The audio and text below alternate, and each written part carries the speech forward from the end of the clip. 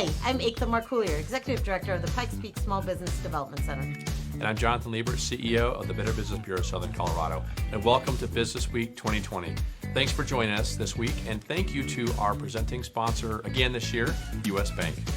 So this week we've gone virtual, and we kicked it off with the License to Eat, a food truck guide. So you can eat great food throughout this entire week as we celebrate small business. And you'll also hear from subject matter experts in the region talking to you about some of the things your business should consider in these strange and trying times. You'll learn about what you should be doing from a marketing perspective. You'll hear about how you can take care of yourself and your employees, as well as we'll take you behind the scenes on some new businesses that are opening up, like 3 East Comedy Club and our very own Olympic and Paralympic Museum. As your leading small business organizations, the Better Business Bureau and the Pikes Peak SBDC will be bringing you the award celebration at the end of this week, where we'll be awarding the top 5 businesses in the areas of Small Business Champion of the Year, Small Business Person of the Year, Veteran-Owned Small Business of the Year, Young Entrepreneur of the Year, and Family-Owned Small Business of the Year.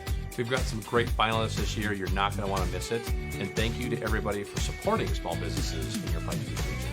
This is Small Business Week 2020, Resilience, Recovery, and Results.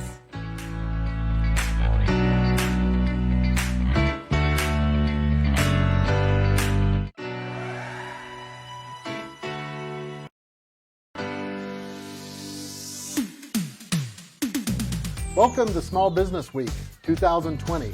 I'm Jim Harris, U.S. Bank's Community Bank President and Commercial Team Leader for Colorado and Southeast Wyoming.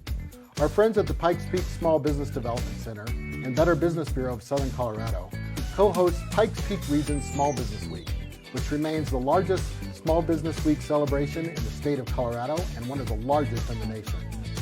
U.S. Bank has been the sponsor for Small Business Week for nearly a decade, and we're pleased to return again this year. We know this has been a tough year for so many of our small businesses, which is why we've partnered with our fellow sponsors to make this year's event free. Small businesses are the backbone of our community, and we want you to know we're here to help. We encourage you to join us for office hours with your bankers this week to learn more about how we and other banks are partnering with the Small Business Administration to help businesses. Now we invite you to enjoy the free daily workshops, License to Eat food truck guide, and award celebration, all supporting and honoring the best of small businesses in Southern Colorado.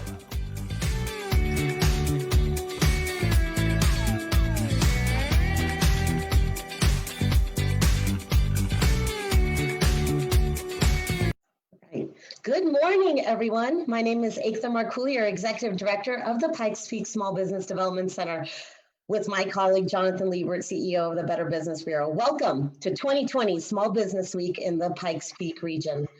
This year, we are coming to you virtually, educating and celebrating small businesses workshops and our Small Business Awards celebration this Friday. Thank you for our presenting sponsor, U.S. Bank, our corporate sponsors, Colorado Springs Chamber and EDC, and Kaiser Permanente, and our media sponsors for the week, Colorado Springs Business Journal and KRDO News Channel 13.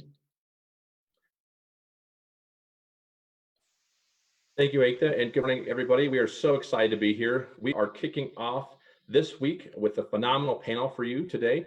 Today, we're bringing to you live digital messaging and marketing during a pandemic. Marketing is more important than ever. Marketing drives your message, it fuels your sales, and communicates your purpose. With new challenges and an ever-changing business environment, it's more important than ever that you and your business figures out how to get your marketing message right. And that's what we're going to be talking about today. So we're so excited to have everybody here. This is going to be phenomenal. These turbulent times for businesses seem to be changing weekly. And if you have questions for our panelists, you can go ahead and add them to the Facebook feed. And what we're going to do is we're going to collect them and we'll do some Q&A at the end of the session. So if you have those questions, go ahead and type them into the Facebook live feed and we'll answer them at the end.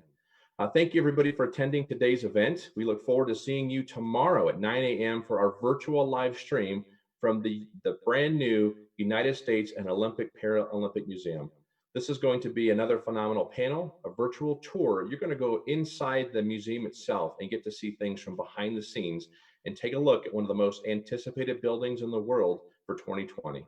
You can sign up at pikespeaksbdc.org, or you can visit Small Business Week Pikes Peak Region Facebook page and sign up there. Ekta, back to you.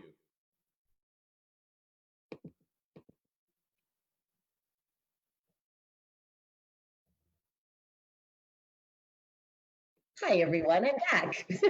Today's expert panel, we're really excited about. They're going to introduce themselves. I'm very excited to introduce your moderator for today, Miss Christina Clark, Digital Sales Manager at CareDO News Channel 13. Christina, take it away. Thank you, Ekta. I'm really excited to be here today and host this panel. We've got some really great experts on today. A lot has changed in the last 20 years since I first started studying digital, or not even digital at the time, media. It was just beginning at that time. And this year has been no exception. We've seen a lot of changes in the past few months, and I'm really excited that we can all talk about this and have a discussion for local businesses. So I guess I'll go ahead and I'll let Danny introduce herself and then go from there. Good morning, everyone. My name's Danny Barger. I'm the Vice President of Marketing and Communications for the Colorado Springs Chamber in EDC. We're happy to be here today and a proud sponsor of Small Business Week, and excited to pull this off virtually as well. More than 65% of our members have 25 or fewer employees. And so we are always looking for ways to connect businesses to their next client, vendor, represent as one voice at the Capitol and things like that. So happy to be here today. Okay, and then we have Lauren Hug with founder and principal of Hug Speak Consulting. Hi, everyone. So glad to be here this morning. So what I've done over the past 20 years is sort of move from traditional marketing strategies into community engagement strategies, because how do we cut through a really noisy marketplace? It's through friends, family, and people you know. So how do you get those folks to do your messaging for you? And then we have Dr. Martin Key, Associate Professor of Digital Strategy and Marketing at Uccs. Good morning. Thank you for having me. I am actually a former small business owner before I went back to school to do a PhD in business administration. So I sort of know some of those pains of having to juggle a lot at the same time, as well as what it means to try to negotiate the digital landscape. I teach digital marketing strategy and digital business strategy and growth here at UCCS. And so I try to create value for students. And I also work with a number of companies one-on-one to try to help them in the digital landscape as well. But it's a real pleasure to be here this morning. Thank you. And then we have Shannon Tucker, Vice President of Media Relations at SSPR. Hi, everyone. I'm Shannon Tucker, Vice President of Media Relations. SSPR is a national PR agency. We're actually headquartered here in Colorado Springs, but we do have offices across the country in Chicago, Philadelphia, Denver, and San Francisco. So I'm here today to talk about all things PR, including media, social media, and everything in between. Fantastic. So our first question today is, what trends are each of you seeing at the local and national level for marketing? Danny, you want to start with that one? Sure. Thanks, Christina. So I think the word of the pandemic is pivot, no doubt. And of course, I always think of friends when I hear that. But brands are definitely doing a great job at pivoting.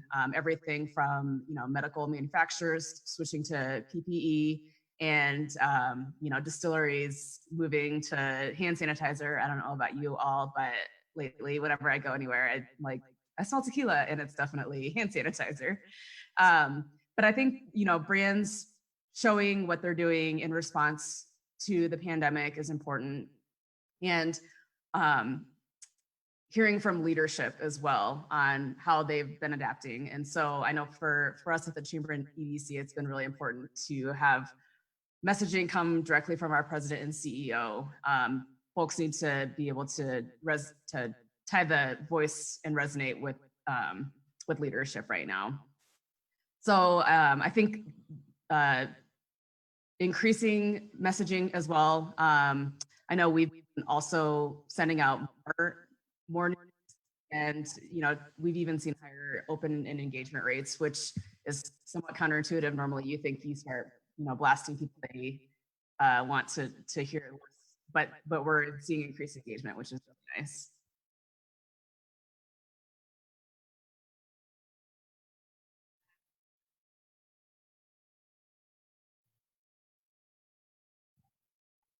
Perfect. So I guess we'll go start with Lauren next. Sorry, I'm muting. So to piggyback on Danny's saying is that what we're really seeing is a lot of transparency and authenticity from businesses that we were already moving in that direction to stop pretending that we're perfect and that everything is fine and that we don't have any bumps or hiccups or anything in the way that we do our business. But now, in the middle of a pandemic, we really are, like, you'll hear it from people over and over again. It is not a slogan. We are in this together. We are an ecosystem that has to rely on each other in order to make things work. And so you're seeing more and more businesses talk about community, and not in like a marketing, like an older school, like here's a spinny way to do it, but in a legit, like, we had to help this business do this thing because they helped us do that thing, and this customer this, to show how we're all integrated and interrelated. So it's a lot less about you're telling your own story through other people's stories is what businesses are doing these days. Thank you for that. And Shannon, did you want to maybe expand upon that a little bit? Sure. So I'm seeing lots of different trends right now with marketing. Two of the biggest ones, companies are afraid or are less afraid to be outspoken. They are less worried about potentially alienating some part of their audience in favor of connecting more with the other part of their audience. So I think Ben & Jerry's is a really good example of this. During the Black Lives Matter movement, they were very outspoken on social media. Maybe it alienated some of their audience, but it made their other half of their audience even more loyal to their brand. The second trend that I'm seeing is really just about more businesses providing resources to customers. So instead of being really, really focused on pushing a product or a service, I'm seeing things like resources in the way of tips through a blog or via social media. Right now, for example, I've got a furniture client, and instead of pushing their new couch on social media, they're offering tips like how to create a calm space in your backyard or how to create a relaxing room. And that's because right now is a really challenging time for all of us. So they're trying to promote less anxiety and how to just really create peace. And so sure, that is marketing, but it's a lot more subtle. And I think good companies care, and they're not just doing marketing that's disguised as marketing. They're really, really showing that they care. And that's a good way to do it. Absolutely. And Dr. Key, would you like to take the wheel on this topic? Sure, and I think everyone is describing exactly what we're seeing. You know, according to a recent survey, almost 70% of people in this country feel like there's a less sense of community than there was 10 years ago. And not only that, but because of how politicized everything is right now, a lot of people trust that brands tell them the truth more than the government. And that's a really significant shift, and it's an opportunity for businesses to really leverage this transparency, right? So many of us are using digital to try to build a community, to stay engaged with a community of followers and customers and potential customers. And so this means that all of those really transparent communications need to be on the forefront.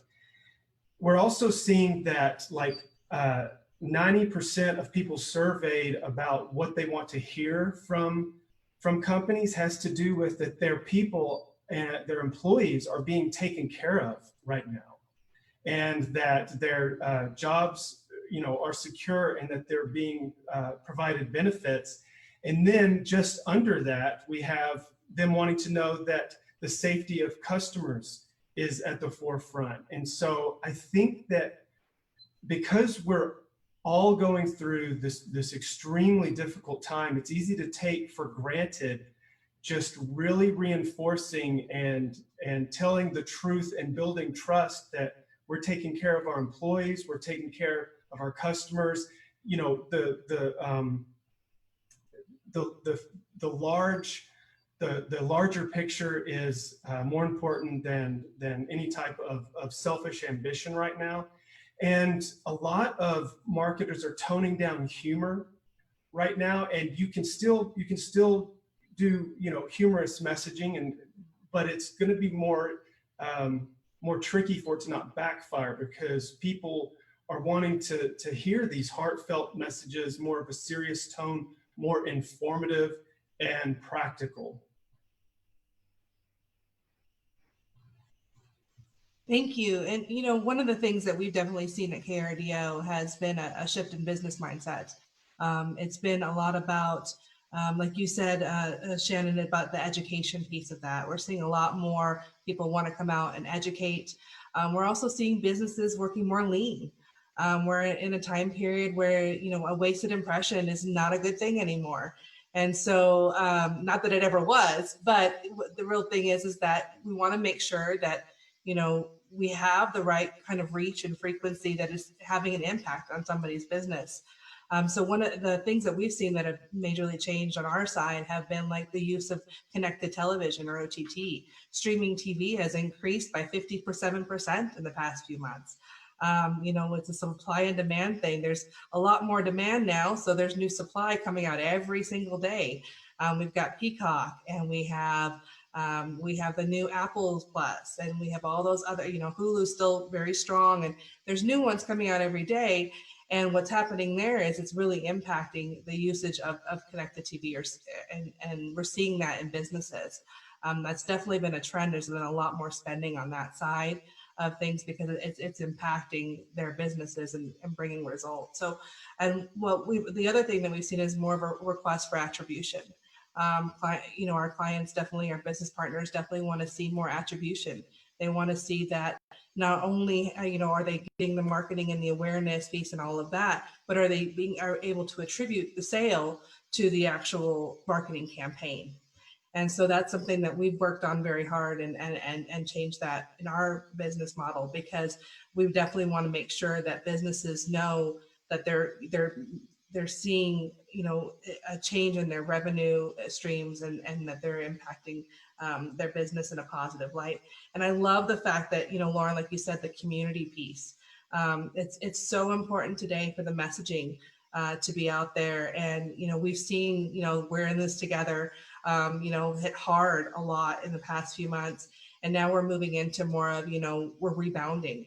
And, you know, what is that? What is, you know, we don't want to accept the new normal, but we want to know what that we want to affect that new normal at the same time and do it in a positive light. So the next question is there a misconception that businesses should cut marketing to save right now? As I said, you know, they want to be more lean. Should they be cutting their marketing? What are your thoughts on this, Danny? Sure. So I think, you know, now more than ever, we have to increase our marketing. There's just not as many opportunities to share your story or market your brand. You know, there's not in-store experiences or networking events, places to go shake people's hand and tell them about yourself. So definitely increasing marketing is important. Everything's digital right now. So whether that's on social, you're doing digital ad buys, geo-targeting, things like that. Investing in video definitely is really important right now. So I would say while marketing should be increased, there are also some ways to streamline and make that efficient.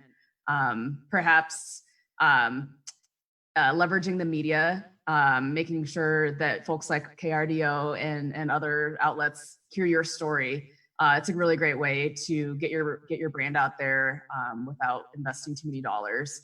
I know we at the Chamber and EDC are always looking for stories to share, and we go to our membership pool all the time for, you know, how's your business doing? Even during the pandemic was simply, you know, is your business open? And we were happy to pass those stories on to the media.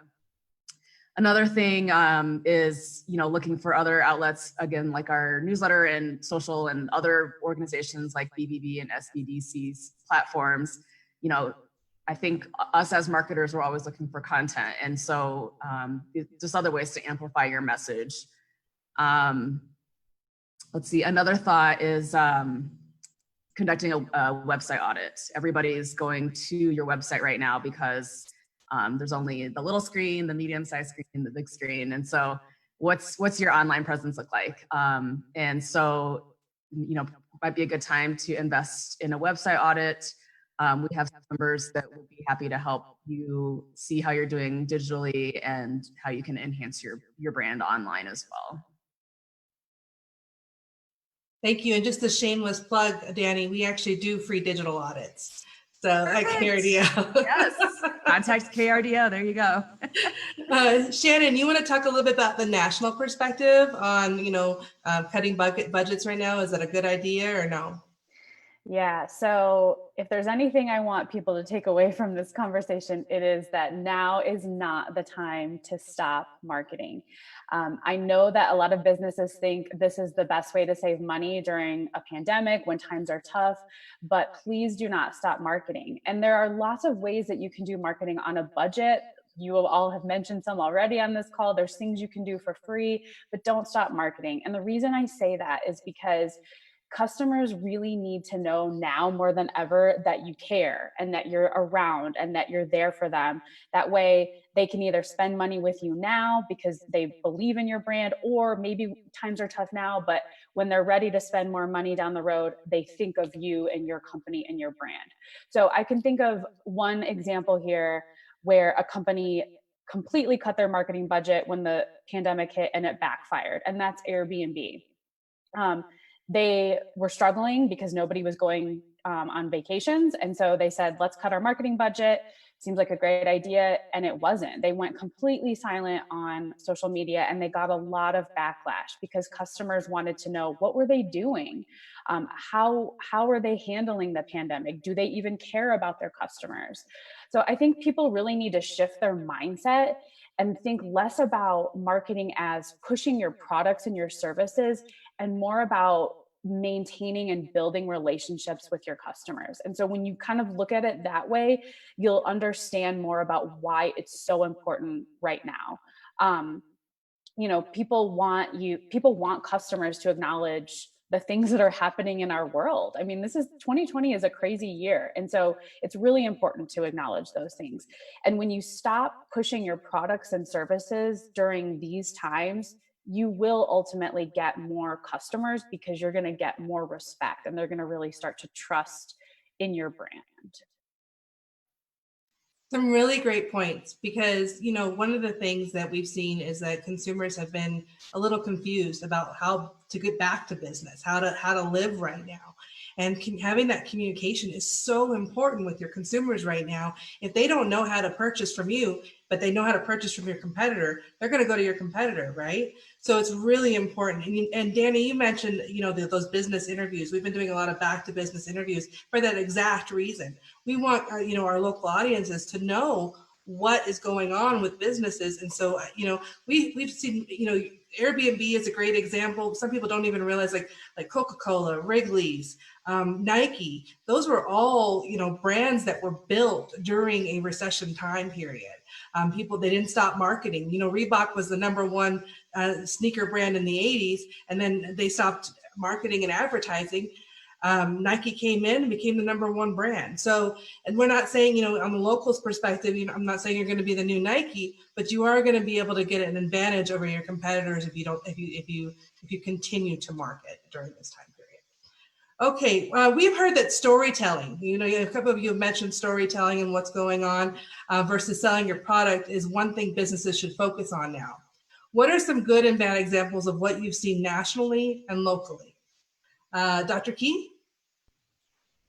Yeah, so I think, storytelling is so foundational to how we make sense of the world. We're constantly telling ourselves, our own story throughout the day and what's going on. And a company that really stands out to me is Patagonia. If you look at Patagonia's COVID-19 page on their website, it is a fantastic example of how to deal authentically with telling the story of COVID right now, with the current state of social unrest.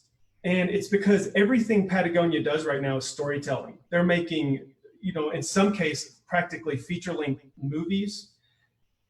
They have such a storytelling power about their commitment to the environment. And so that just easily transitions into when things change. Like right now, all of the changes that have been going on. Walgreens has also done this very well. They immediately started to take the health aspect of the pandemic and communicate what they're doing for local communities, which is one of the things that people are really valuing right now as part of that authenticity and that trust, is telling the story of how you're impacting your local community. Telling your story it can be explicit through the communications on your social media platforms, especially on your website. It's also the story that the people who work with you, for you, or that you're telling to clients. So keep in mind that all your interactions with customers, potential customers, is part of that storytelling process. And it's also in your actions. Switchback Coffee, Switchback Roasters here in the Springs, immediately during the lockdown started to carry all of these essential grocer items. So they saw a need and they acted. And those actions are also the stories that people tell when they show up to the coffee shop and they can buy a half gallon of milk because there's everything going on with the grocery stores. I think also just making sure that there's some fundamental elements that are true about your business. So making sure that when people are looking for you online, that they're getting truth even from Google. So making sure that your Google business facts are updated, right? So this is what are your times of operation right now? What types of services are you offering? And I know that doesn't seem like storytelling, but it starts to contribute to this larger narrative of the way that your customers are making sense, and this attribution. Are you reliable? Once again, this is a time where we're wanting to build trust with customers. And so even some of those foundational elements that your customers can get accurate information about you to interact with you. And then finally, real quick, Ford in the beginning of all this, they kind of were on both sides of this equation. They had a commercial that was out that talked about them making masks and all of the good that they were doing to help frontline workers. And at the end of that spot, they promote their new zero interest, campaign. And so some people are always sensitive to being overly sold to, but right now, be very careful that you're not mixing your stories, with promotional materials, because at a very fundamental level, you're wanting to, and Shannon really brought this out in the last question in terms of increasing your marketing. You're really wanting to not just think of marketing as advertising and promotions and coupons. It's really nurturing, building, establishing relationships, and keeping that big brand flywheel turning. Because as soon as it starts to lose momentum, then no one's going to think about your story because you're not going to be top of mind. Absolutely. Lauren, what are your thoughts? I agree with everything that Martin said, of course. And I think if businesses can stop thinking about it as their story and think about it as our story, it becomes a lot more clear what kind of stories can be told. I talk to a lot of businesses that don't want to, they don't want to tell the world that they're helping in a certain way. Like, I don't do that so that I get publicity. I don't want it. There's a notion that it's bragging or it's inauthentic if it's talked about. And if you change your mindset to saying, like, for example, Red Gravy, a local restaurant, was providing meals to first line responders. And instead of it being about, look at this great thing we're doing, it was, look at this amazing thing the frontline responders are doing, let us reward them. And it was genuine, it was real. It was a story about other people in the community making a difference. And here's a business just coming alongside to help. And you can see so many examples in our, I'm going to give you lots of restaurant examples because that is an industry that just got hit the hardest and the fastest with ever-changing guidelines and regulations, and a lot of controversy about some of the things that they've been required to do or are choosing to do when it comes to things like masks.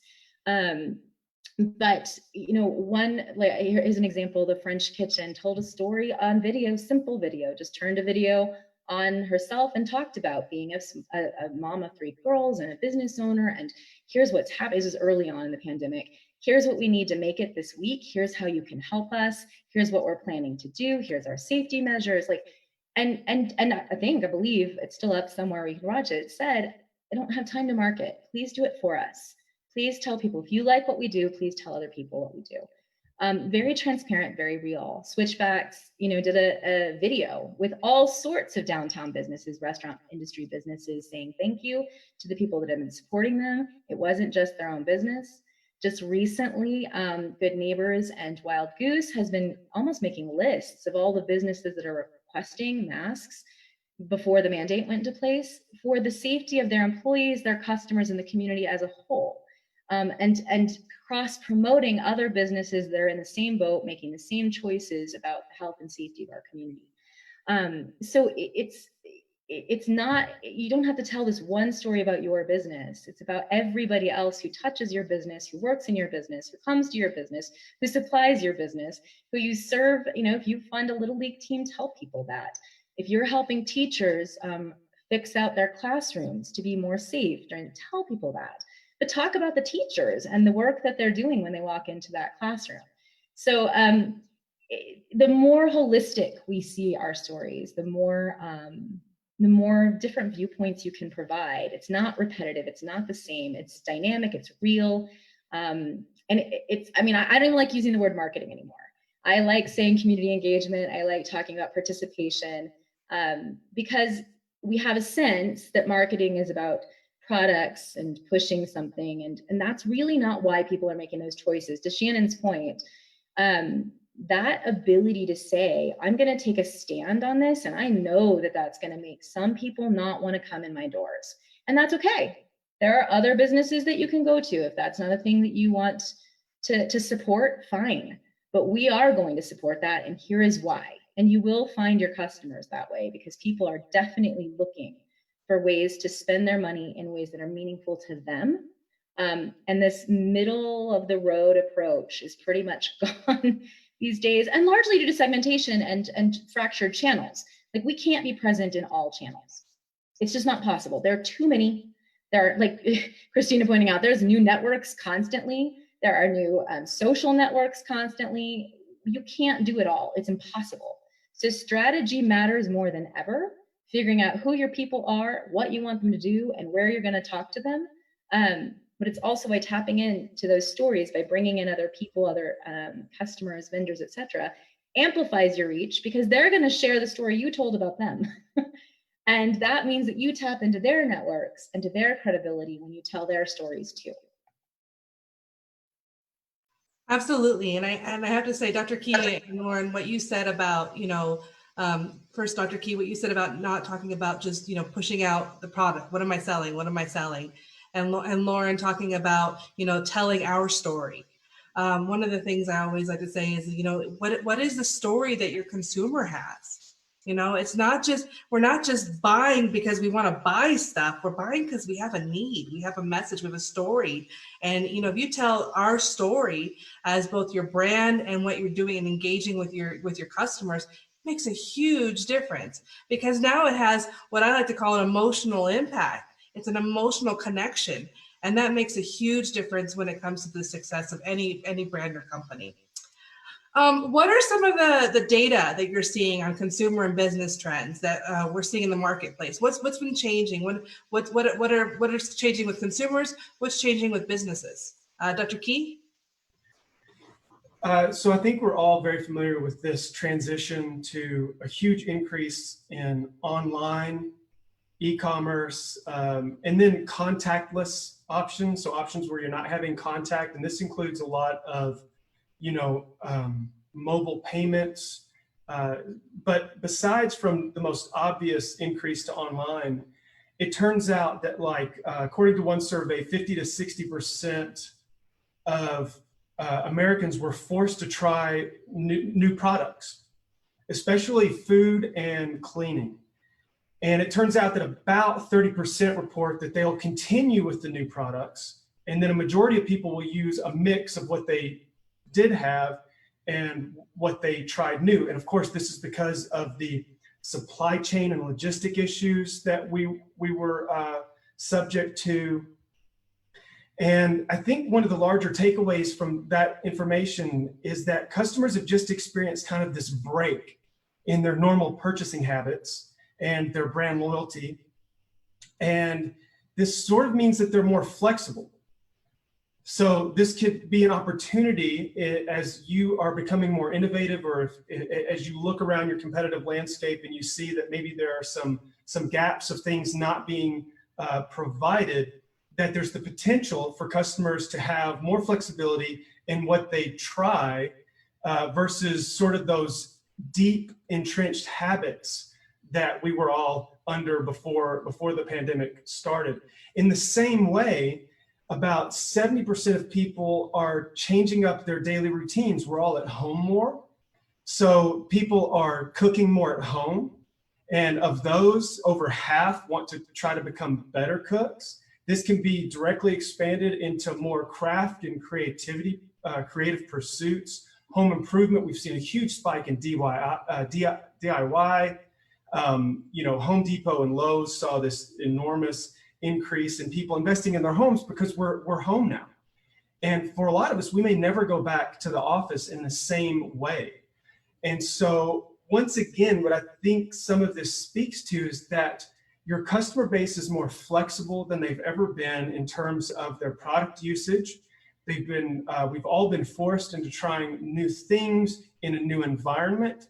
So we are less entrenched in those product service habits, which means that this is the potential for you to possibly fill some gaps and have new innovative value that you're offering that maybe people were not as quickly willing to try new things. Of course, some are, but I think we've all been forced out of our comfort zones, and this could be a real opportunity. Absolutely. I think there's a lot of great opportunities right now. Shannon, what is your perspective? What data are you seeing on consumer and business trends? Mm-hmm. I mean, Dr. Key covered a lot of really important data. One data point that I wanted to add, which I think is huge, is 91% of buyers want more visual and interactive content.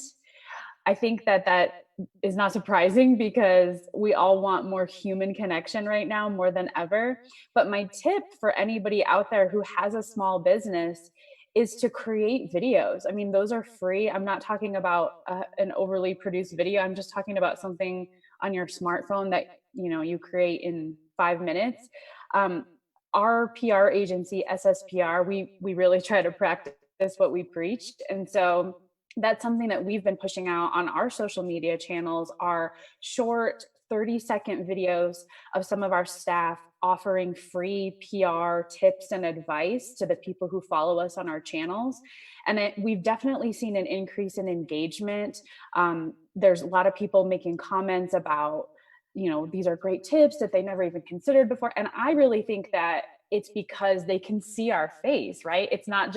We're not just posting a tip online. We're actually explaining it to them and offering that human connection, and it's made a big difference. So my advice to anybody out there is get the cameras out, get the smartphones out, and just film yourself or your staff or whoever offering tips and just helping to create that human connection with your customers.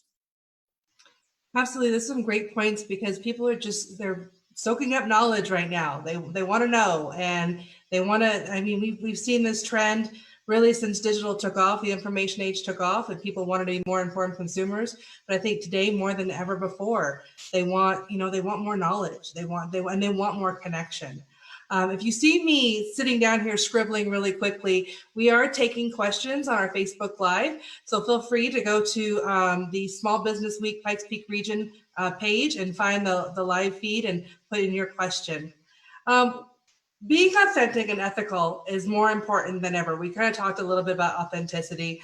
Can you give us some examples of how to market this appropriately so it doesn't look like you are bragging? Danny?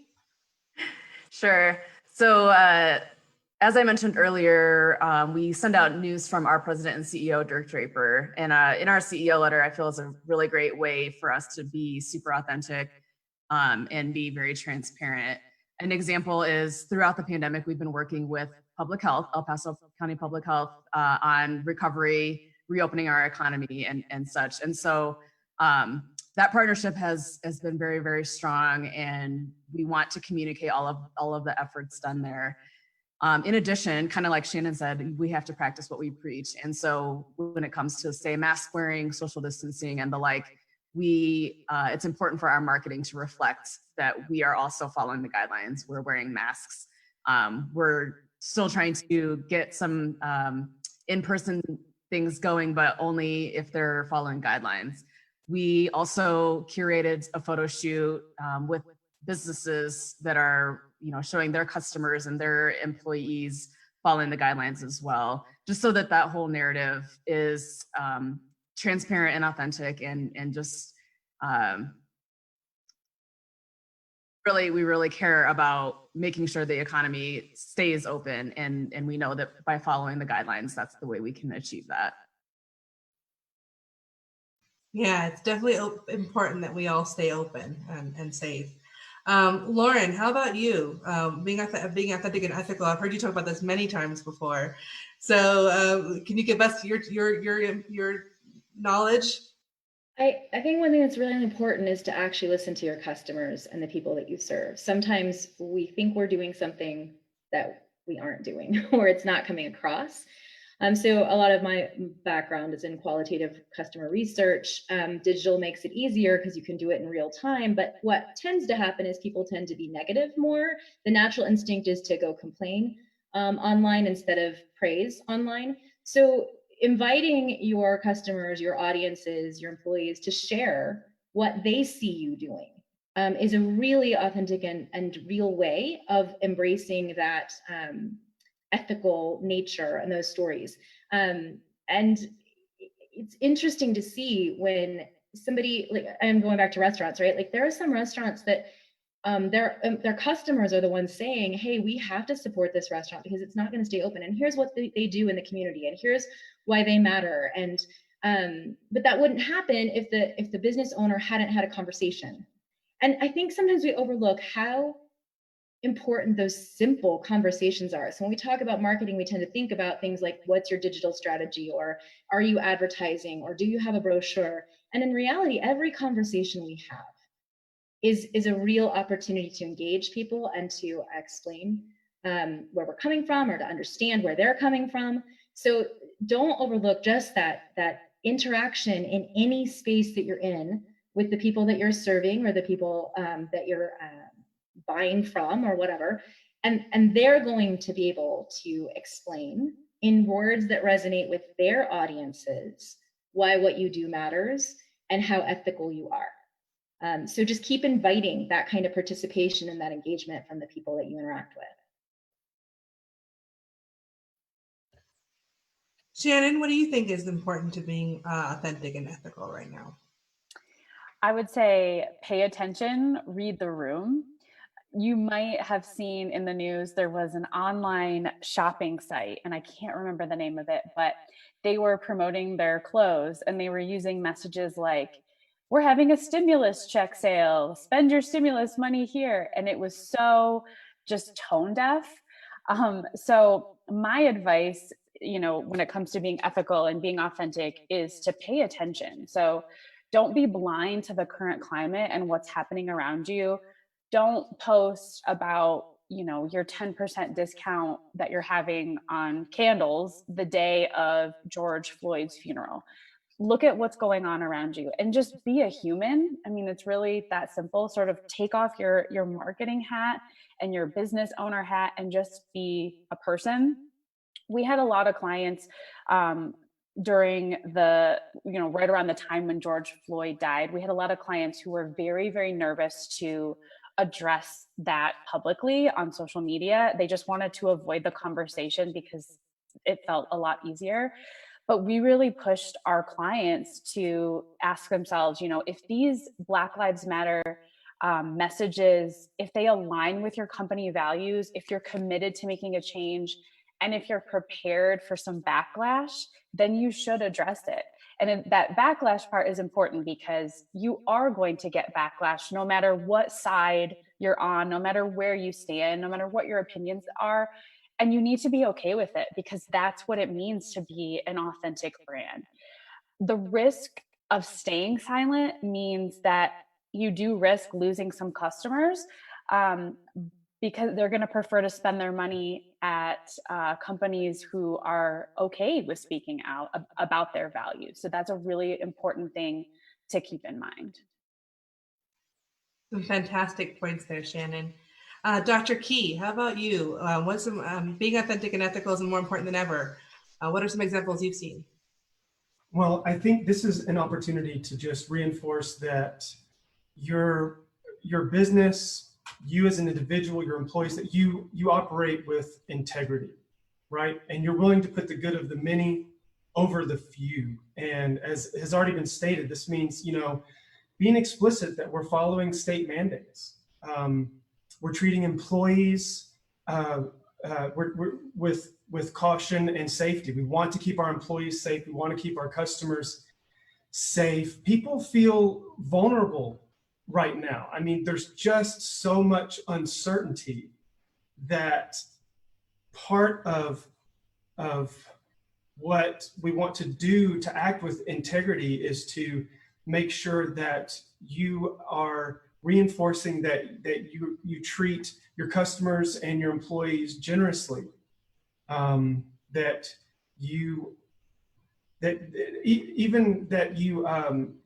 it can be as simple as if you deal with a lot of customer data in your business, that you remind your customers that we take our customer data and privacy, their security seriously. Because it doesn't have to necessarily directly, deal with the obvious things that are going on, even though I think Shannon's exactly right. You can't ignore it. That at some level that does seem irresponsible because it's like trying to ignore that we're all been impacted. We're all wearing masks. Or we feel the pressure to wear masks, and we feel the tension in race relations right now, and it shouldn't be ignored. These are conversations that we need to have, and at this point, your business, and especially for small businesses, this is so true for small businesses, is how is your brand an extension of you? It doesn't have to be a one-to-one ratio. You can have a brand voice, even if you only have 3 employees, but it needs to be thoughtful, it needs to be intentional, how you're communicating that extension and how you do act with integrity and what you think is right and what you think is wrong.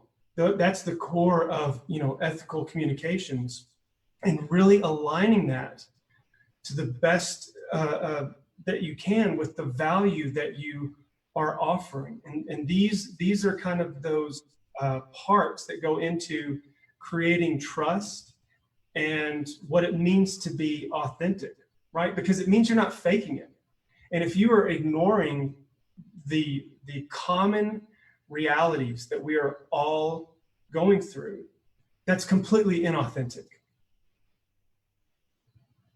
You all had some really great points, because one of the things that I tend to see most often is a business doesn't want to talk about themselves. They don't want to be in the forefront. They don't want to talk about themselves. They don't even want to put the picture of themselves on their website because they're like, oh no, that's not me. That's all about what I do. I want to delve into this topic just a little bit deeper because it's a problem I see repeatedly, especially with small businesses, because they're so scared to be authentic, to talk about their personal selves. Does anybody have a great story of one, like a client that you worked with, or somebody, a business locally that you've worked at, where they've told their story and they've kind of gone over that hurdle? Good campaign. I know you talked to one, Lauren was Red Gravy here locally, did something. How about somebody else in the market that maybe, you got to know them? I mean, we all know the name Frank Azar, right? He's the face and we see him all the time. And we see that a lot, but there's a lot of other companies here locally, I think, that could benefit because we are a small, big town, or a small town, big city.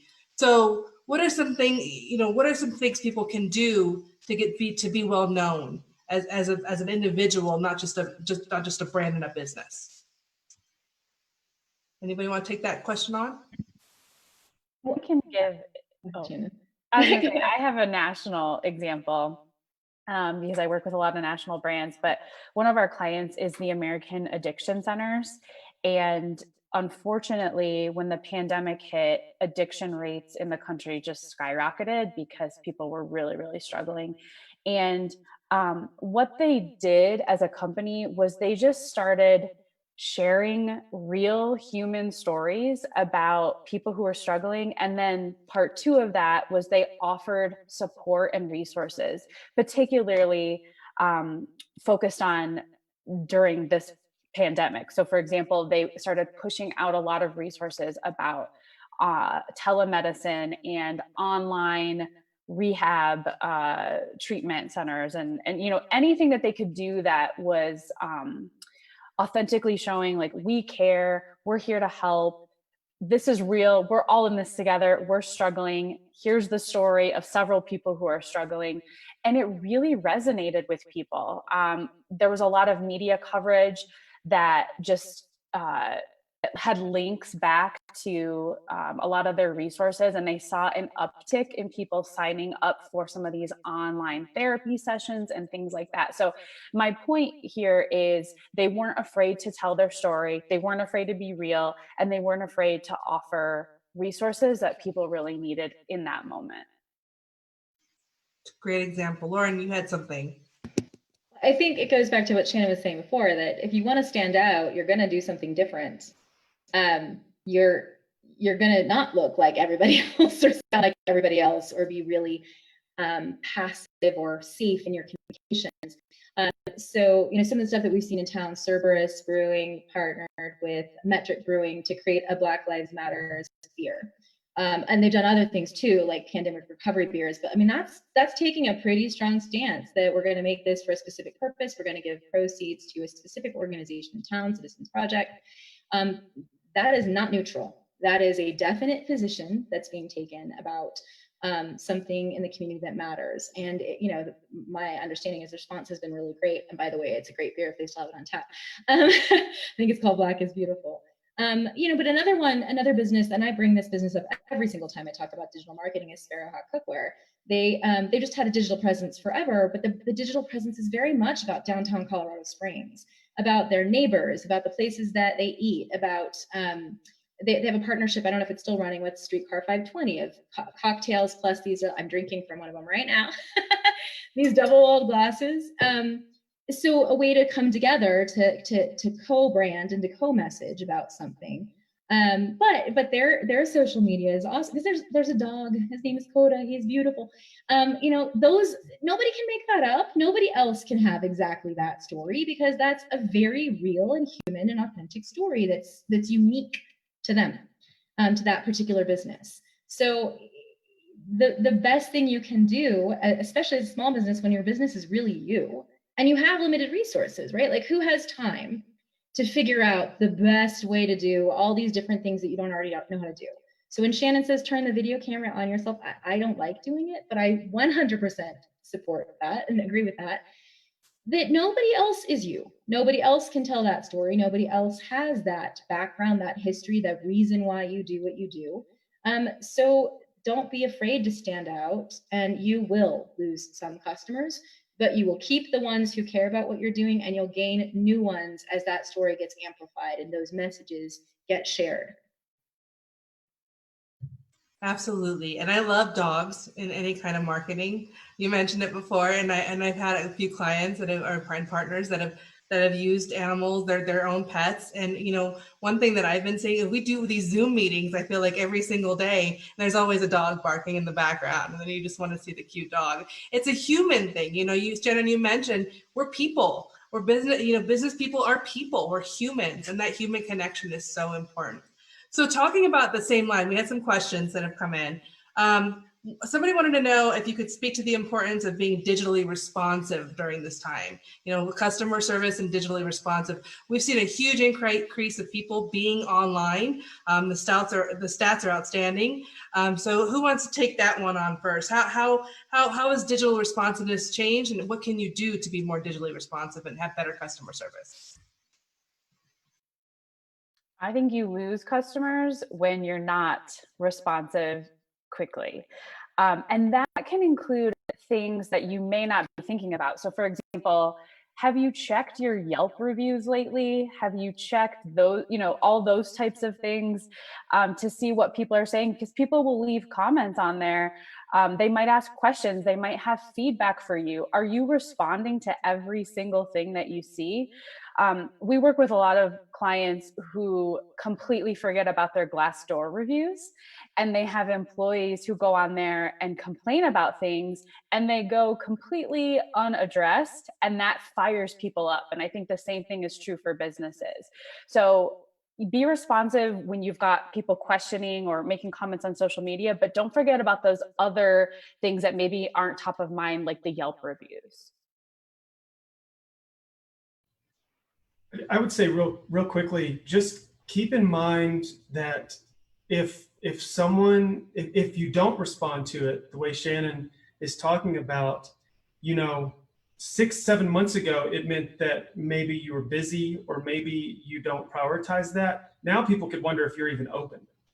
And so it's an opportunity, and I'll go back to some of the fundamentals of making sure that when someone does a search for your business online, that your Google business, everything is up to date. Because I know that I've been traveling a little bit recently, and I have wanted to go to a bar or restaurant in a mountain town, and Google says they're open, and I show up and they're not. And so that's, it's a little frustrating, and not that my heart doesn't go out to the businesses that are closed, but we are also trying to capture a little bit of what it means to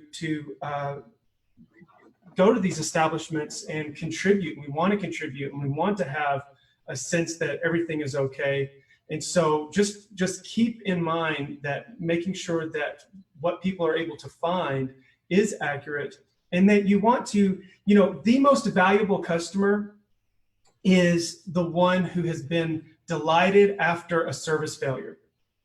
We all have had bad experiences, but when you have had a business go above and beyond where it really mattered to address that problem, to address, if it was a review, and not only did they address your review, but maybe they tried to say, hey, reach out to us personally. We didn't want this to happen. When you win a customer back from a service failure, you have the most loyal type of customer, because none of us are surprised when things go wrong. None of us are surprised necessarily at bad service. I mean, maybe, but to have that fixed, and that's where small businesses shine, because it's so personal and personable, and we can take advantage of the fact that you're not so big that you don't know what's really going on out in your marketplace. And talk about marketing spend. I would say this is one of the most overlooked places to spend money on your marketing budget is on your responsiveness and in interacting and engaging in those digital spaces, because people, they communicate wherever they want to communicate now. So you as a business have to be ready to pay attention to where people are talking about you, and whether you have a Twitter account, people are talking about you on Twitter. Whether you have a Facebook page, people are talking about you on Facebook. They're talking about you on Reddit. They're talking about you on LinkedIn. So you at least need to be present in those spaces to see when they do talk about you or when other people are talking about you. So it is worth investing money in having somebody or yourself, pay yourself time to do that. Then the other thing, I'm going to say something controversial. When you're responding to these types of comments on social media, I used to be very much in the let's be very, very neutral and reasonable, and let's try to mediate. I don't know that that matters these days. There's so much ugliness right now that, again, having a viewpoint and saying, I'm not tolerating that here. We're not going to have that discussion here. This is not something that this audience would like to engage in right now. And people have very mixed feelings about that, like anything that you take a position on. But people are tired of negativity in digital spaces. They are tired of not feeling safe to say what they think. They're tired of any time they make a comment getting attacked. And more and more seeing people appreciate moderated digital spaces where the topic is adhered to, and people who aren't following the rules, whatever the rules are, the guidelines, are not welcome. And that is a shift that even a couple years ago, I wouldn't have said that. But we are still evolving our digital etiquette, right, as a system. And that is one area that we haven't quite figured out how we're going to move forward. So I would encourage businesses to be willing to say, we welcome all feedback, but it needs to be civil, and we're not going to continue. You can't spam us. You're not going to hit us 15 times in 5 minutes because you're angry with us. Like, your comment's taken, we see it. And so, that's why investing in somebody who can do that for you or help you with it, who's part of your team and understands your brand and your voice, is really helpful, because it is extremely time consuming to be responsive in digital spaces. Just like when your phone is ringing off the hook, somebody has to answer it. Somebody has to say hello when somebody walks through your door. The digital spaces are that equivalent. You have to have somebody responding there. I don't think it's negotiable anymore. I have a quick story. There's a pizza place in Denver, small business. I love it. Couldn't find on their website if they were open or not. I tweeted at them and said, hey, are you all open? I want to order pizza tonight, and got no response. And I took my business elsewhere. So it's a perfect example of how you have to be not only responding, but you have to be responding quickly. Absolutely. And those are some really great points on, and I think that, like you were saying, Lauren, it is exhausting to have all those different, Shannon, you were talking about, they're talking about you, like on Glassdoor. That's a lot of different places that you have to be checking those messages. And I know, working with a lot of small businesses in the area, even just managing the Facebook messages that are coming through is a difficult task for busy business owners. So it's definitely important to have somebody there as a customer service rep on the digital or social, social side, at least, to answer those questions, to respond. I just want to delve a little bit deeper into those reviews, because, that is a question that comes up quite often. How do I respond to a negative review? Lauren, you said, I'm not going to talk about it here. This is not the platform. This is not the place for that kind of discussion. But what if it's something about your service? Dr. Key, you mentioned, to address it and to let them know that you're trying to make it better. But how? What do you do? Do you go on Google? Do you go on Facebook? Where do you go to address that? Because for us, we know exactly where to go and what to do. When you're working with a small business owner, they may not know how to do that and where to go and what to say. So what would be your advice to somebody that, say it was just an auto mechanic who had a bad review come in? How should they address that, and where should they go, and what should they do?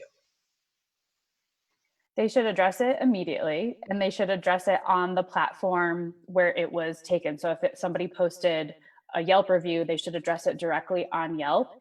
And my biggest tips are to acknowledge it and tell the customer what you're doing differently moving forward, or how are you fixing it. And it's not just for that particular customer, it's for anybody who's looking at that entire page of reviews. They want to know that you saw the review and that you're addressing it and that you're doing something about it.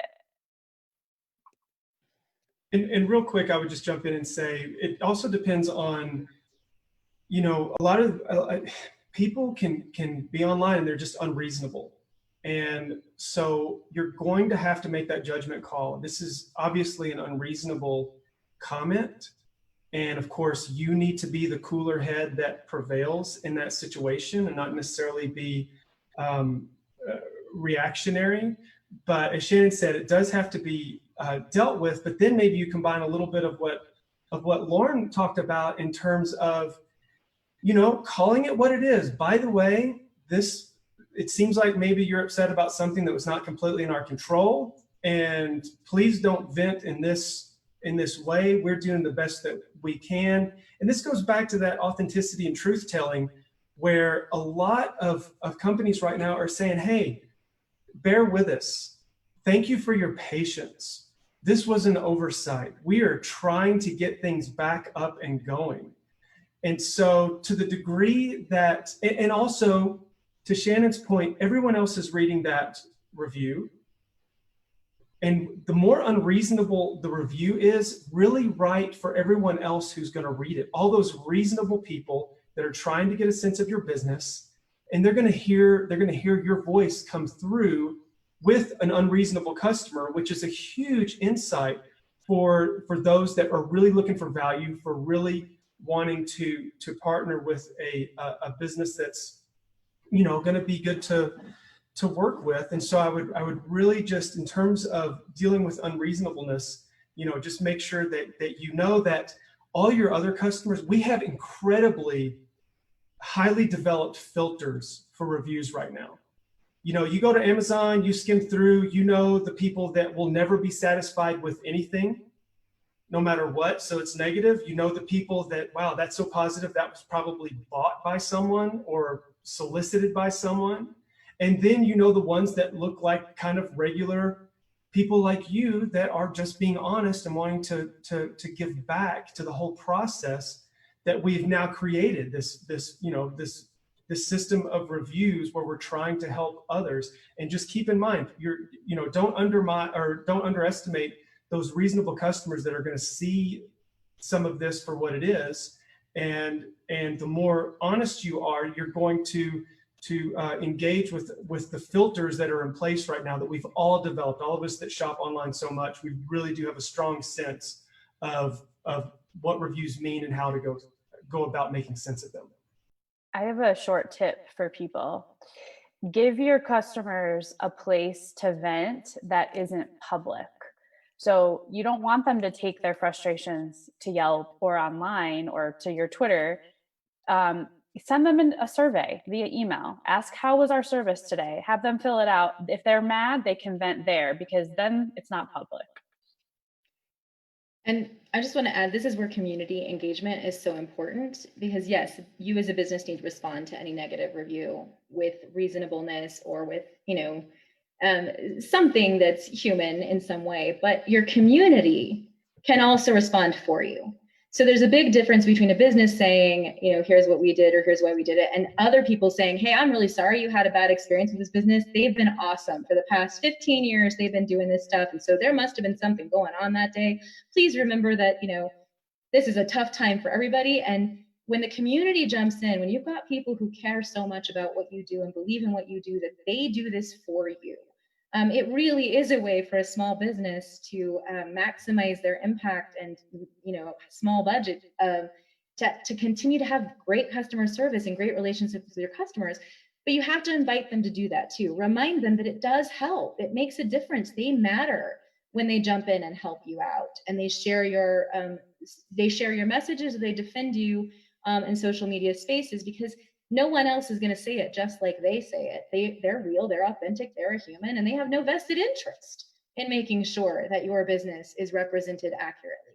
So those ongoing connections and touch points with your customers, to Shannon's point, giving them a safe space to give feedback, or correcting a mistake, as Dr. Key was saying, Those are all things that are going to make people want to talk about you and to protect you and defend you when something comes up.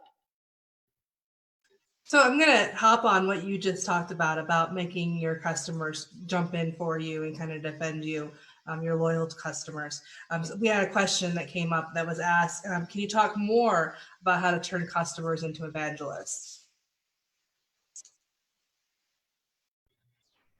So I'll jump in real quick. You know, what this means is, as I think a few people have already pointed out, really listening, right? And so when service failure occurs, there is more, it's more than just offering a replacement product for something that's broken. It's engaging with the emotional components that go along with, you know, disappointment, or acknowledging that when things go wrong, it's not just in the context of using that product or that service. It's that we all have lives going on. We're living our lives. We have all these other stressors, you know, our family, our social situations, the larger, you know, global and national things that are going on. And so it really means that you're approaching it with an appropriate amount of empathy, so that you're speaking to the humanity. You're speaking that this isn't just my product or my service that has failed. This has been a disruption in, you know, various other areas of your life. Now, it doesn't mean that you can fix everything in someone's life, and I don't mean to imply that, but what I'm saying is to be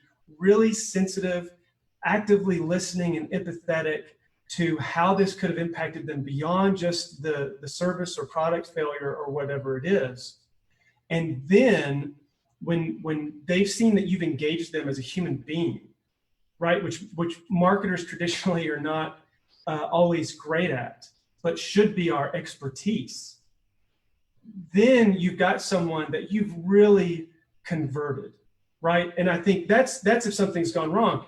If you're building those relationships and you do want to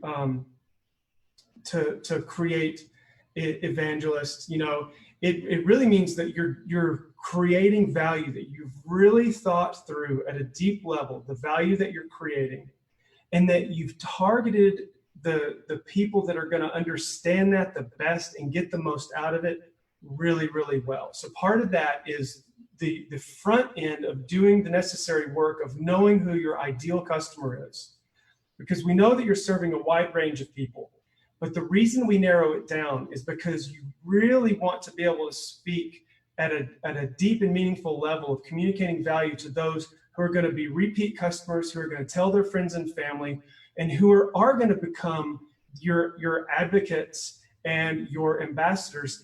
And, you know, another option, I'm sure that others in the panel can speak to this more than I can, you can actually be explicit and ask for someone who is a great customer that you know enjoys your product, hey, would you be willing to go above and beyond and really like sort of be, you know, an ambassador for us to a larger degree? And it's really like recruiting an influencer. And I'm sure there's more that these women can speak to that.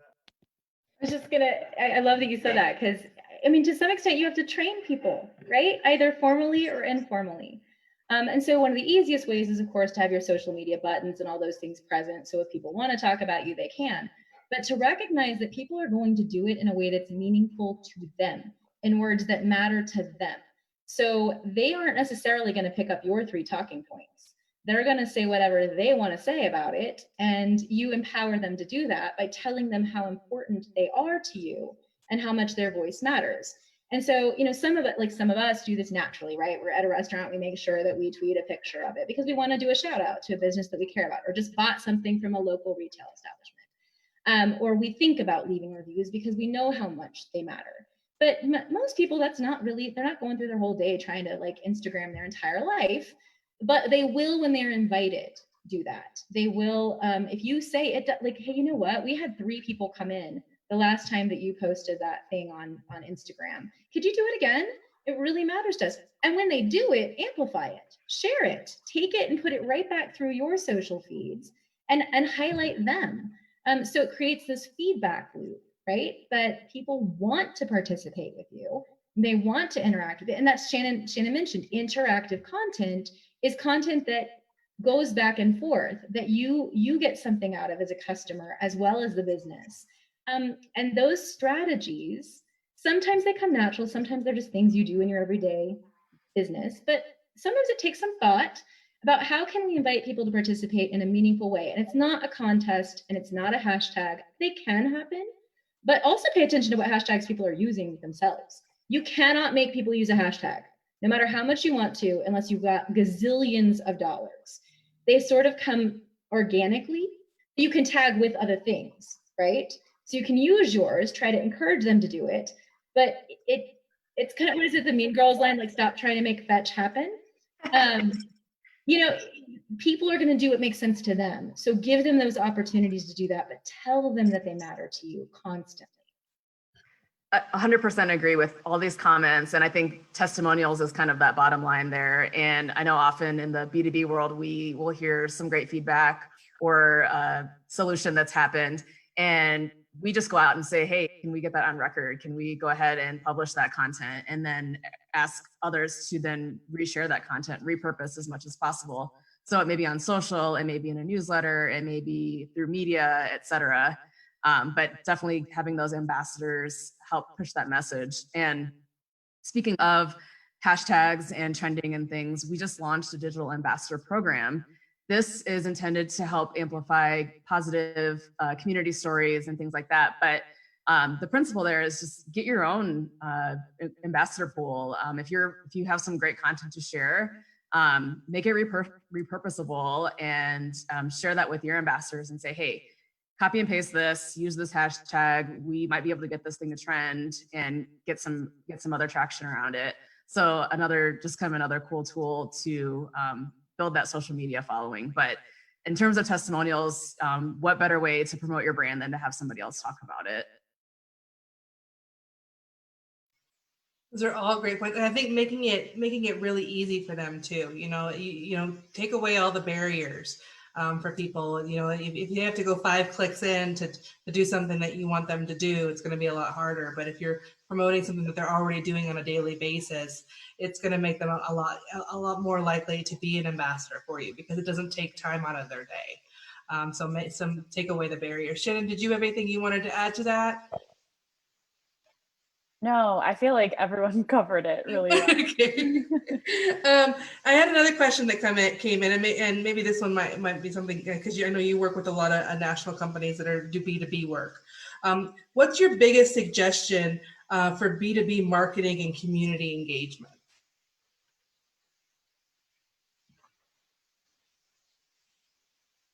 I would say my biggest suggestion is something that I've talked about a lot already today, but I can't stress it enough, is to be a human, especially right now during this pandemic. And, you know, Black Lives Matter movement, all of those things, we have to be humans. I mean, we're all craving that human connection. And so I would say that to anyone who's B2C. So whether it's B2B, B2C, it doesn't matter. Be a human, because that's what's going to help grow your brand and get loyal customers. Anybody else?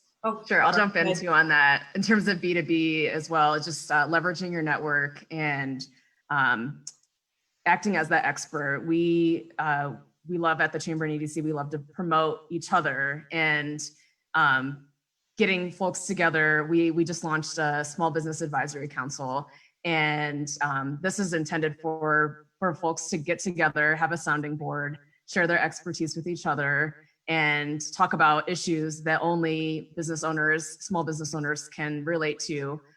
So just another shameless plug, please contact Emma Mitchell on our team if you're interested. Small businesses out there, I know you guys, you guys need each other to help communicate your needs and successes. So please, I encourage you guys to join these different topics and share your expertise there. I have to tell you, as a networker, because I've been networking for years. So, I mean, I think I've met most of you probably by networking at one point or another.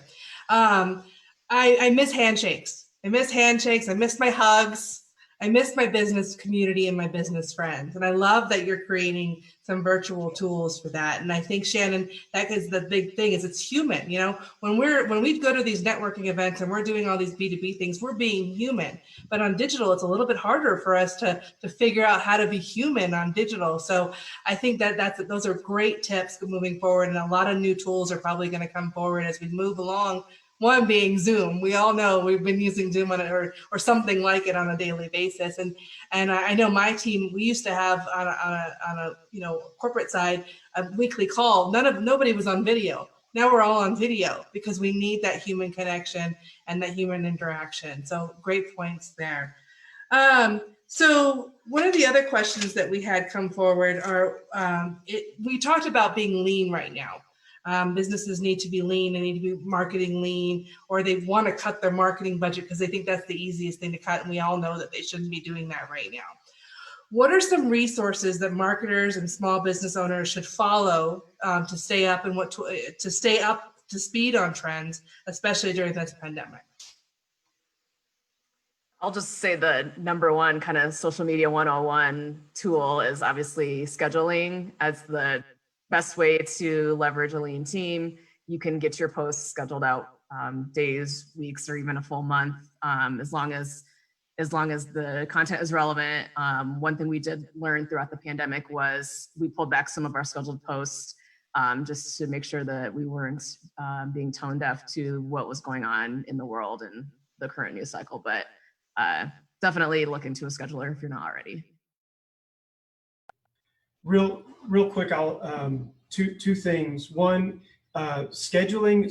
So the difficulty with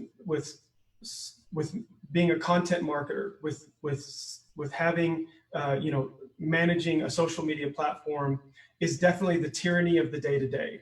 Having to come up with relevant content day in and day out, and that is where that content calendar really comes into play and is very important. Just make sure that it's not so automated and that you do have someone acting as an editor or a filter so that you don't end up with a message that's very poorly timed with a current event that makes you come across as either incredibly insensitive or potentially just stupid, or the worst case, unethical.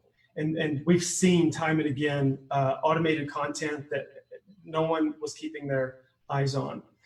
To step back a little bit, and I will, I guess I have my own shameless plug that I'll focus on when we get to the slide portion, but we've been working on a UCCS College of Business resources webpage where we are trying to curate content.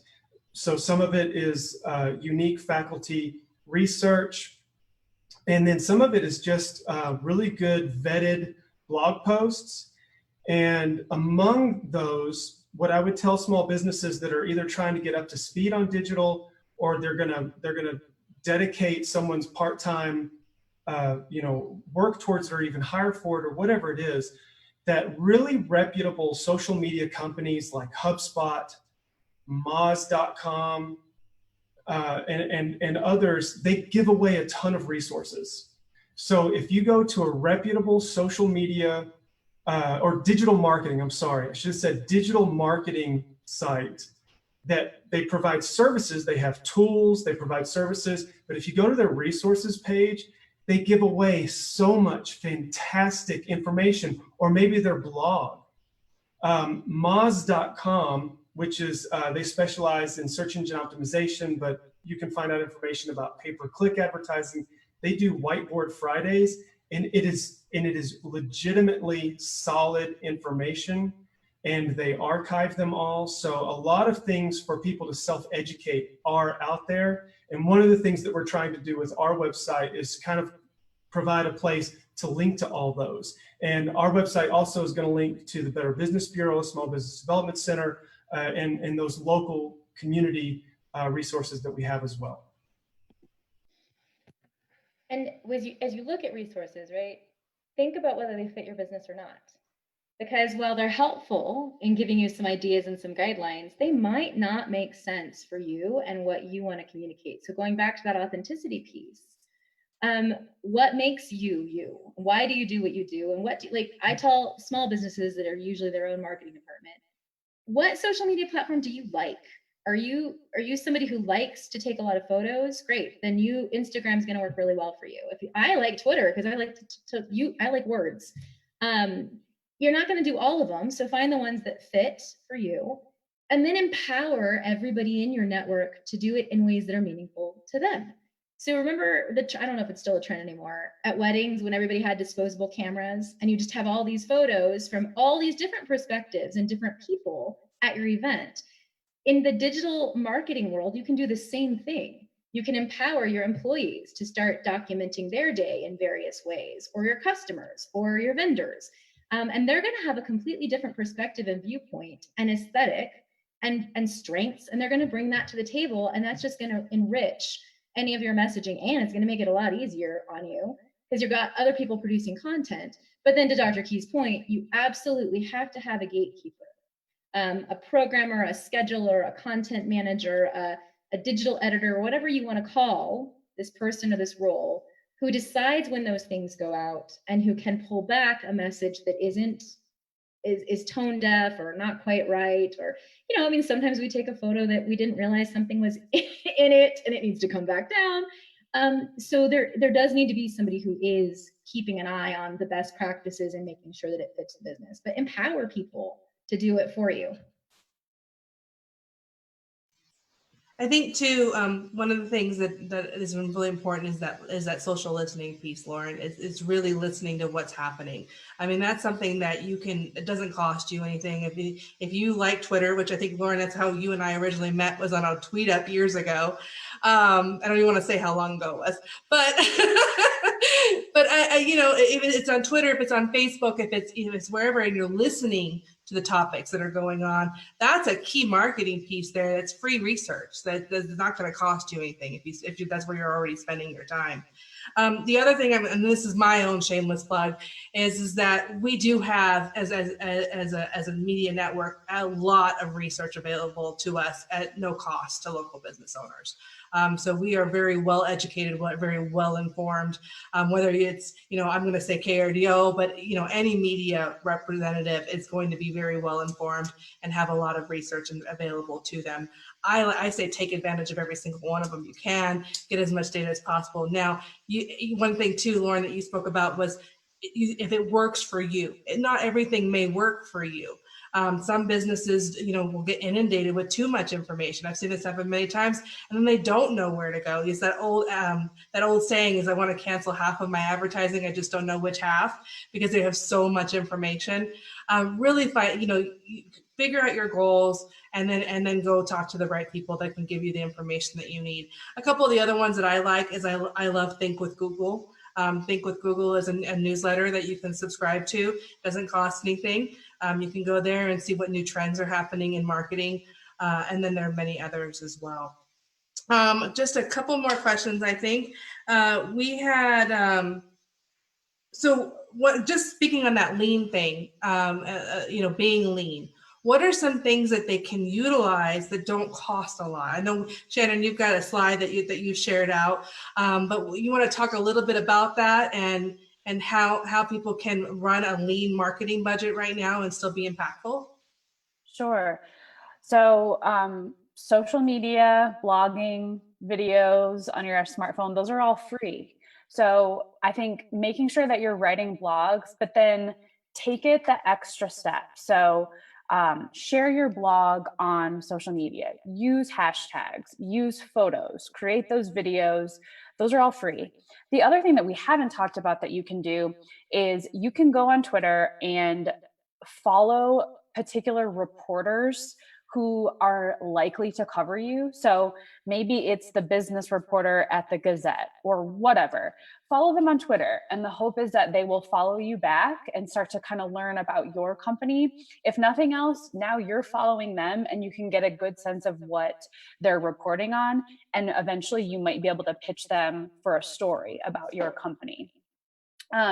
We've talked about it, but again, I can't stress it enough. Fix up your website, and hopefully you can do some of that for free without hiring a website agency. But if you do get media coverage, did you put it on your website? Do you have a press page?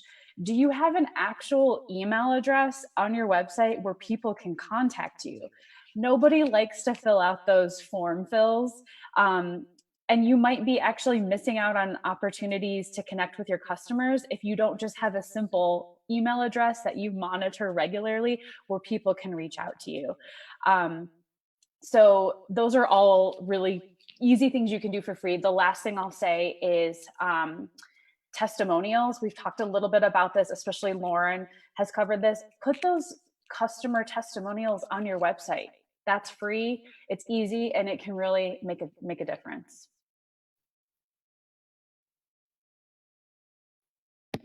I'd say, I mean, everything Shannon said, leverage, once you've created something, leverage it.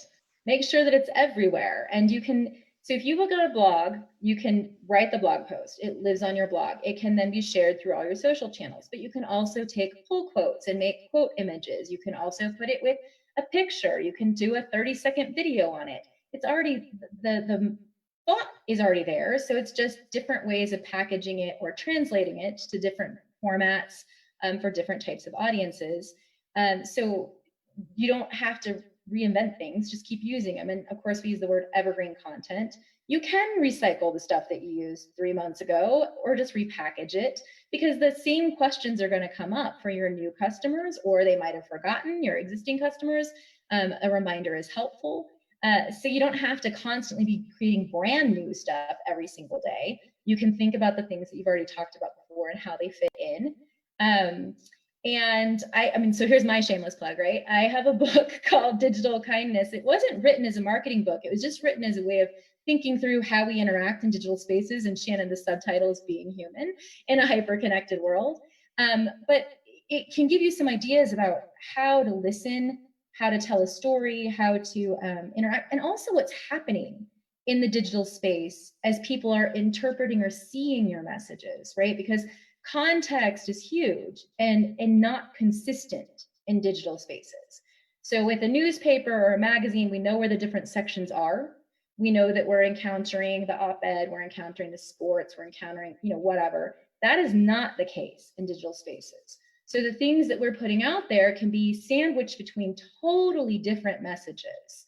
And that, when we think about it that way, it sort of changes how we communicate, because then it's more clear what might be tone deaf or might not work, or why it does matter that we pull back a certain message on a given day. Because what people are seeing in their feed is different from what somebody else is seeing in their feed. And that sensitivity to lack of context can help form messages in ways that make sense and communicate holistically. And it's why you need things like you need to repeat your hours and your email address and all these things that you think, well, it's obvious, just go to my website, there it is. It's not obvious. And there's too many messages coming through. So whatever the key pieces of information you need people to have, repeat them, repeat them, repeat them, and make it easy for them to engage with you. We've built a lot of systems that make it easy for us, but they're not actually fun to engage with on the other side. So those those pop-ups that capture your email and things like that, they're fairly easy for businesses. But they're not human, really. And some people will go through it, some people won't, but you don't want to miss out on a connection with the customer, just like Shannon said, by not giving them the way that they prefer to connect with you. I think that leveraging that content is so important. I can't tell you how many times I've gone and worked with a business, and they're paying a content writer, and they may share it out to one social media platform. And they have like 500 people that maybe to max. Usually it's around 300 people that like their page. So they're missing, they've paid for this great, amazing content, but they're not getting the word out. They're not getting people, those questions are out there. People have those questions. I think that was the great point too, is people have those questions, but you got to get that answer in front of them some way or another. So it's really important to leverage that content. And it can be multiple different ways, share it out with your friends, share it out with your customers, share it out with your clients, use different media platforms. You know, like you said, little quotes here and there. One thing I really like, you know, in social media that we've seen a growth in is one is groups, Facebook groups. Really leverage your Facebook groups. You know, make a group or join groups. If you make a group, then you've got a platform right then and there to answer questions and talk to people in their stories, but join groups as well. There are a lot of community groups, and we've seen a huge growth in that this year. And then Facebook Live. You know, video, I think, I forget what the stat was, but I think it would take like 100 years to watch all the digital video that's out there right now. All the digital video content. People are watching video more and more every single day. So, you know, I say, you know, that's a great way to be human. They can see your face, they can engage with you, you can engage with your company, you could answer questions. It doesn't have to be a formal setting. It could be, hey, I'm going to take 10 minutes this morning and I'm going to just talk about this one type of thing that we do at our business and answer some people's questions. So I really like, and it can be entertaining too. You know, I have 3 E's of engagement, which are entertainment, education, and emotion. And, you know, right now people need to be entertained. We're bored. You know, we saw a huge growth in just I'm bored searches in the past 4 months and looking for solutions to their boredom. So, you know, give them something to engage with your brand or with your business and with yourself and entertain them and educate them at the same time. I had one other question here, I think. It was, let's see. Are businesses using co-browse with their customers to show them how to use their website? So I think this is something to do with technology. I think this is a generational thing as well. I see this very often. We have a lot of people that are now using the internet. You know, for the longest time, baby boomers were the largest growth demographic for social media. Are people showing their clients, their customers, how to engage with their website, and what changes need to be made to those websites? Shannon, you talked about that a little bit before, but what are some things that we can do to bring down those barriers for people?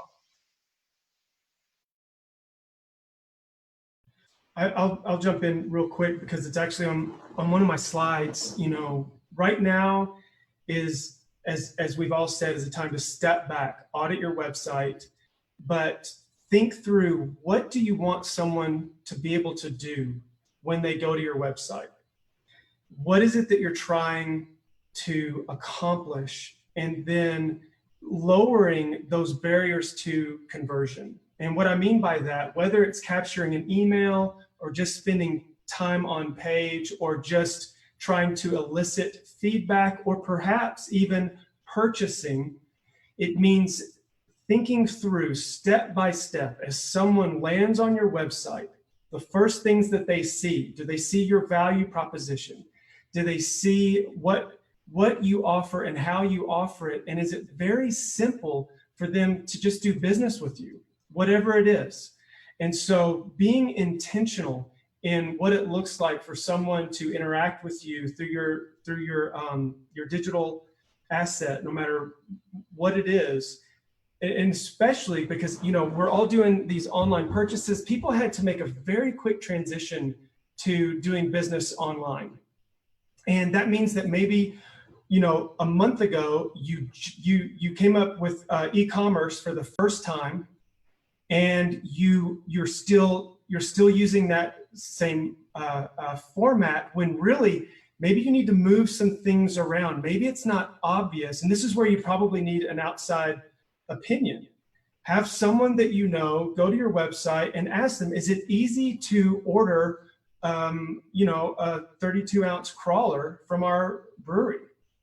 Like, make sure that it's intuitive, because you know, to Lauren's point, we have all this technology that makes it easy on us, but your customers do not see your business the same way you do. They don't understand whatever new platform you've put in place to do business with them online the same way that you do. So making sure that it is super simple, super straightforward, not cluttered. You don't have to click too much. You don't have to go to 3 different pages just to complete the transaction. And I think that, you know, even going into what are some of the free things you can do being thoughtful and intentional to lower the barriers of conversion and make sure it's super easy for people to do business with you or to just find out that information from you. And that also means, you know, are you rendering well on a mobile device? Does your website look good on a mobile device? If you have not updated your website or provider in the last 5 years, there's a chance that it's your full website on a teeny tiny screen. Newer packages are responsive to the screen, which means that they'll automatically fit and change the screen to whatever the customer's looking it up. If it's on a mobile phone, then it shrinks everything down. If it's a desktop, then it's the full version. But what you need to think about is what is the primary information that you want to show up on every type of device. And really, you also want to look at different browsers. These are simple things that we take for granted. What do you look like on Safari versus Mozilla, Firefox versus Explorer versus Google Chrome? Because things get glitchy. The digital environment is dynamic. And things are not as consistent as the sign outside of your business. It can look different on different devices. It can look different on different web browsers. And just really just taking a day, a half a day to just think through and be intentional about how easy it is for people to do business with you and what things look like, I think is a great start in terms of these questions.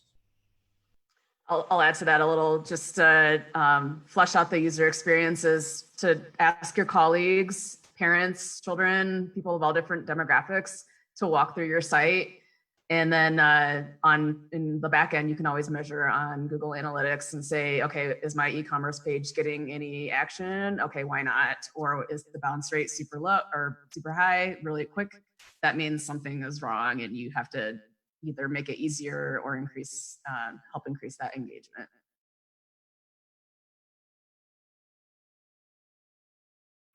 And I think, you know, you mentioned the tool Google Analytics, and we talked about Google My Business earlier. These are two very fundamental things that a business owner should be using along with, you know, social media platforms. But it's something that I tend not to see very often. And so I do want to say, when we're talking about free tools, Google Analytics is a free tool.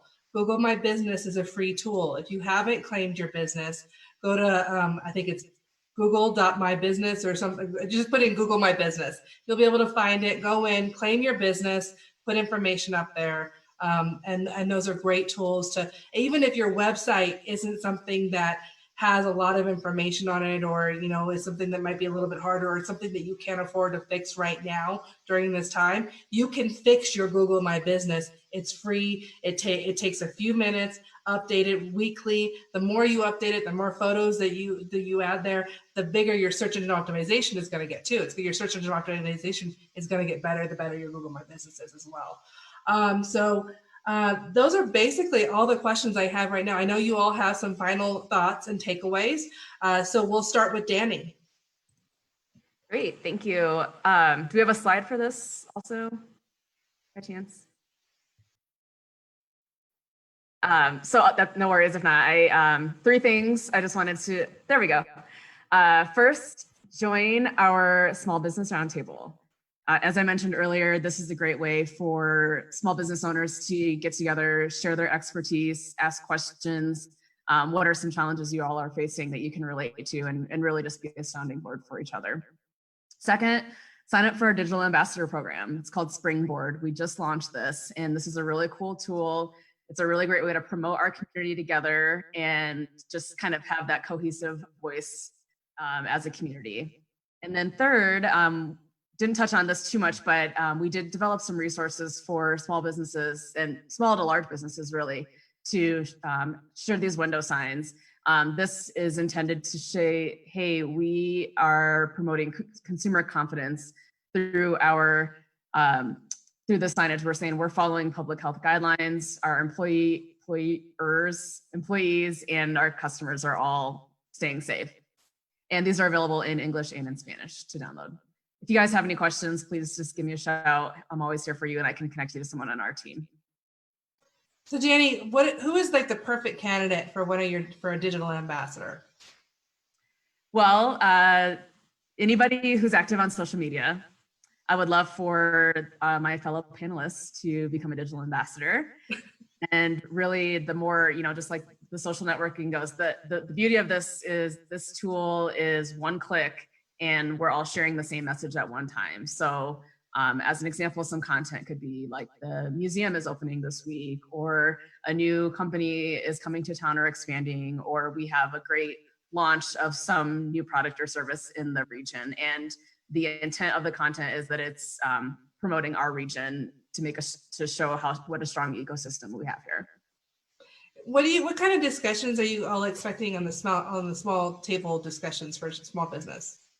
Sure. So right now there's a lot of topics on coming out of the pandemic. How do you operate from an employer standpoint? What are you anticipating from your customers and their experience, and things like that?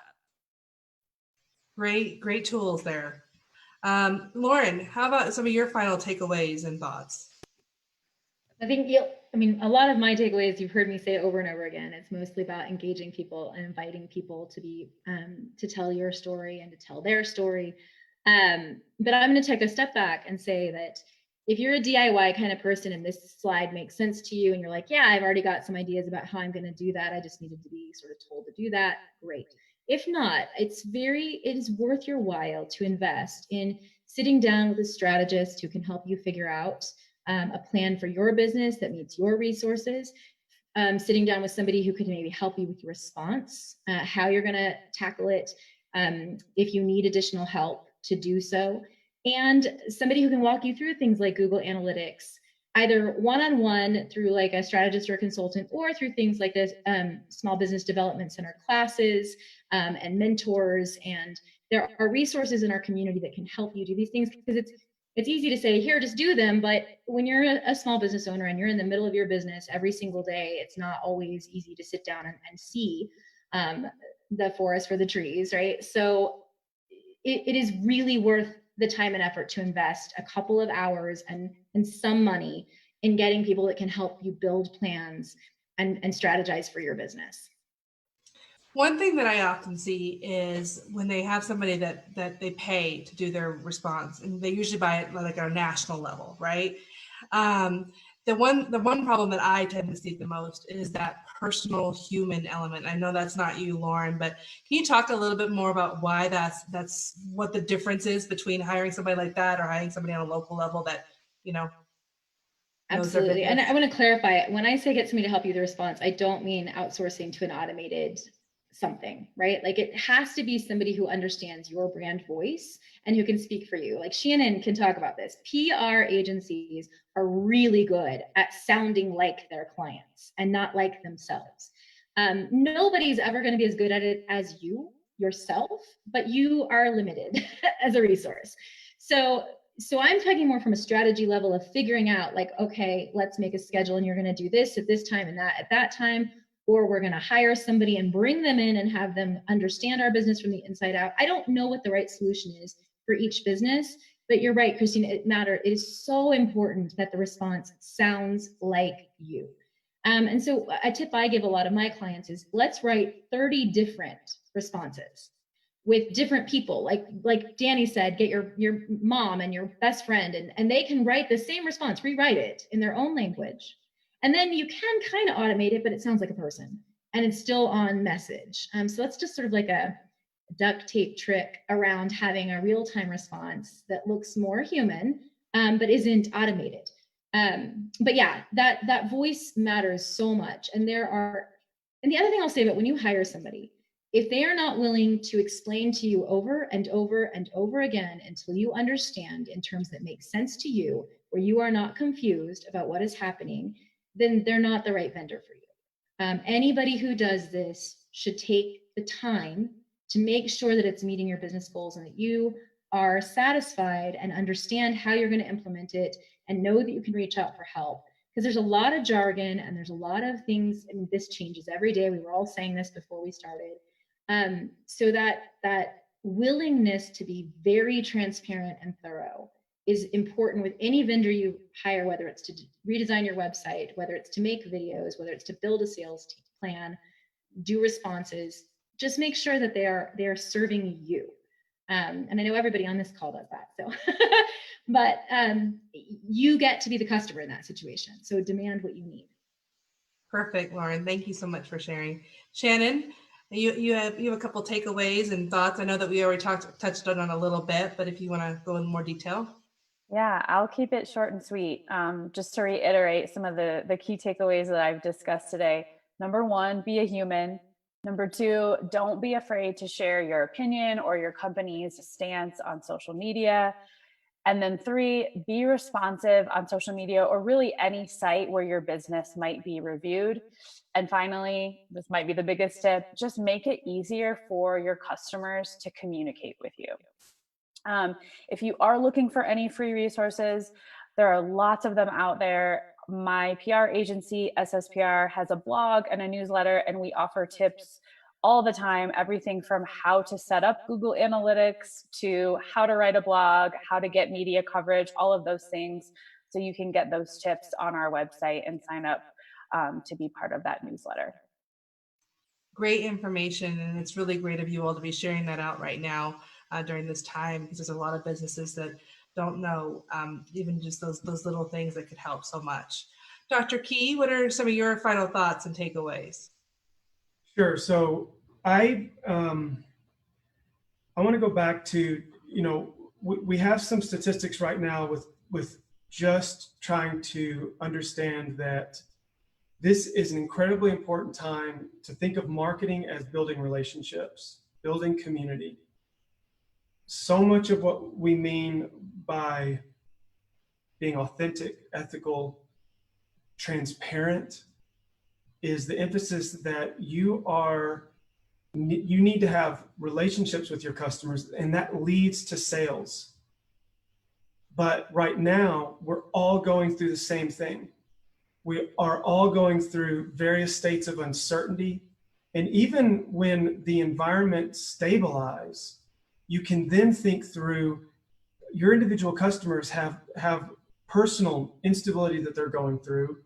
And especially because of all of the content pollution online, the extent to which you are telling your story in an authentic and truthful way, people recognize that. We all know when we're being sold to, and I'm not saying there isn't a right time to really promote what you have to offer, but I think it needs to be couched in terms of thinking about building community, providing this sense of meaningfulness to your customer base, and making sure that your value is upfront. I work with a lot of companies that the longer they've been in business, they've gotten away from what sets them apart. And Lauren is so good about this in terms of you need to understand who you are and what you do. And now is the time to reflect. Like as Shannon was talking about auditing your website, you need to do a complete value audit right now and making sure that what you offer is front and center in all of these communications that are couched in authenticity and truth, and think through this. Your customer base is the community that you're wanting to build, the tribe that you want to follow you. And then I will say, you should be able to do a search for the UCCS College of Business Resources page.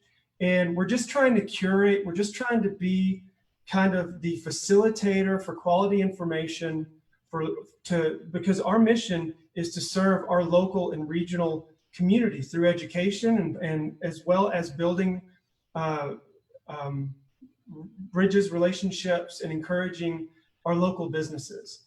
And so the impetus of this, and please also, bear with us. It's something that we're still putting together. I'm kind of the front person. I'm curating. I'm making sure that we have links to quality information, both at the global, national scale, as well as locally.